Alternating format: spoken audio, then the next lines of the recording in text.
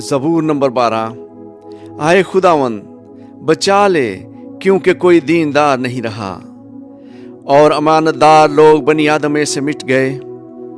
वो अपने अपने हमसाया से झूठ बोलते हैं, वो खुशामदी लबों से दो रंगी बातें करते हैं।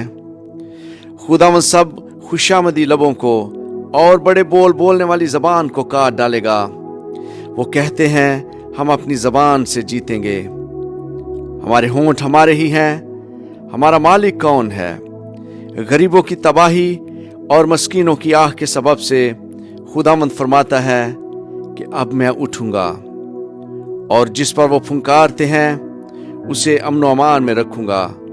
खुदावंद का कलाम पाक है, उस चांदी की मानंद जो बट्टी में मट्टी बरताई गई और 7 बार साफ की गई हो। तू ही आए खुदावंद उनकी हिफाजत करेगा, तू ही उनको इस पुश्त से हमेशा तक बचाए रखेगा। जब बनी आदम में पाजीपन की कदर होती है तो शरीर हर तरफ चलते फिरते हैं। आमीन।